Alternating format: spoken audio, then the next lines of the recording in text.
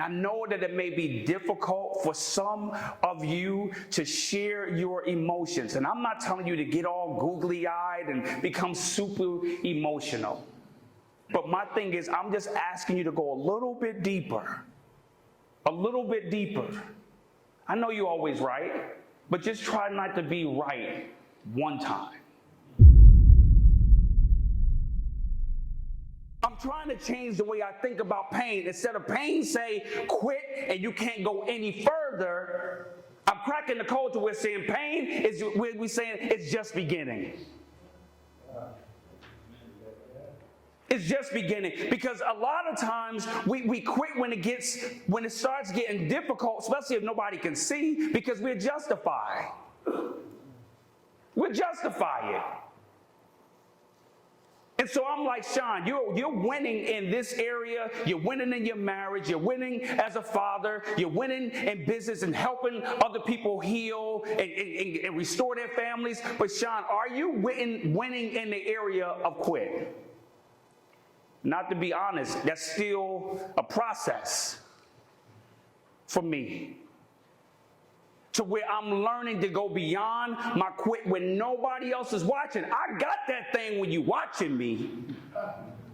I got that stride when you're watching. But when you're not watching, it's when they're not looking at you, when nobody can see you.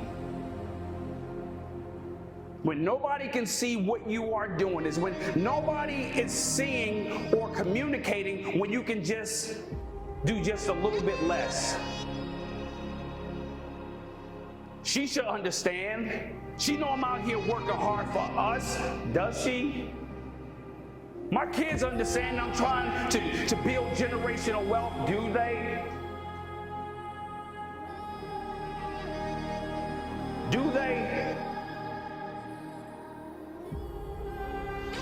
They should understand what I meant to do. Should they understand? Just because you can doesn't mean you should. Just because it's freedom of speech and I am the father doesn't give me a right to say anything I want to say to my child. Well, I'm the daddy. Is it beneficial in this moment? If you want to, I'm going to give you one to crack the code in your relationship with your children. Look at it this way. Who do they need you to be in this moment? Not 24 hours from now. In this moment, who does your daughter or your son need you to be in this moment? See, they may need to be disciplined, but in this moment, do they need to be disciplined? In this moment, should they be fired? In this moment, what do they need? Who do they need me to be? And when I started looking through those lenses, it was no longer me trying to discipline or be punitive. It was more so from a place of love, like, man, who do they need me to be in this moment so they can reach their maximum capacity and be their best selves? Because think about you. Who did you want your mom or your dad or your wife? Who did you want them to be? What did you want them to say in those moments when they missed it? They missed it. They missed it. Some people in here still thinking about those moments when they were younger. You raised a family, you have a wife, the whole nine, and you still thinking about that one moment. You came here for a reason this weekend. Right, you came here for a reason. You came here because you're like, yo, I want more personally, but I want to be a blessing to somebody. I want to be a blessing. And so what I want you to do, like today, while we were, man, God, who can I be a blessing to? I had a conversation with somebody in the hallway, and they are going through a difficult time, and I was so appreciative that they were sharing, because I know where I was in the moment when I didn't have anybody to talk to. All I could do is just listen. But on the exterior of us as men, we come in places like this sometimes, and we don't show the vulnerability, and we put our mask on, and we leave the same way, knowing that we may have needed a hug. Forget a hug. All we needed was this right here.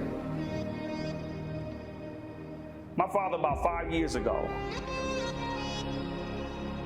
might have been a little bit longer. I was at his house with my wife. He was laying in the bed. My dad came in the room where me and my wife was laying. And he never, up until this point, never told me he loved me. And I was laying in the bed. We was about to go to sleep. My dad walked in the room, man, sat at the edge of the bed. And this is all he did. Got up and walked out. He did not know how to say it. But he wanted to, and the only way he knew how to say it was, I cried like a baby. I cried like a baby because I needed the touch of my father. That was him saying, Shon, I'm proud of you. Shon, I love you. Shon, I love the man that you have become.